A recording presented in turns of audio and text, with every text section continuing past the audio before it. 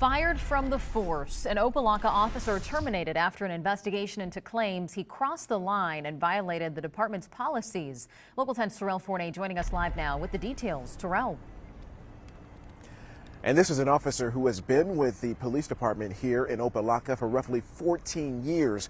But during that time, he has racked up a string of internal affairs and criminal investigations. But one of the latest allegations cost him his job.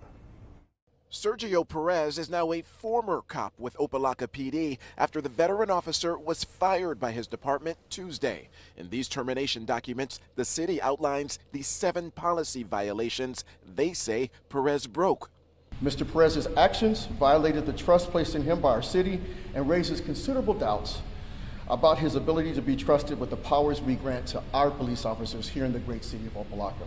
The firing comes 3 years after the incident that forced a then-Captain Perez to turn himself in to the state attorney's office on a battery charge. In 2021, Perez was accused of deploying a taser on a fellow sergeant following an argument. The taser was without its electrical cartridge, but those prongs injured the other officer, as seen in these evidence photos. But the criminal charge was eventually dropped, and Perez was suspended by his department and then demoted from captain to sergeant, while the internal affairs investigation marched on. His actions endangered his fellow officers and injured one of them.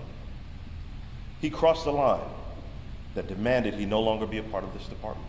It's the second time Perez has been terminated by Opa-locka PD. The first was over his handling of a wrong-way crash, but he also found himself in more hot water during the 2020 rough arrest of a mentally ill man in the city. Removing the employment of anyone is not taken lightly. It's not a cause for celebration. And after that first time that Perez was terminated, he actually won his job back under due process rights. So far, he has indicated publicly that he plans to fight this latest termination. We are live in Opa-locka. Terrell Forney, Local 10 News. Terrell, thank you.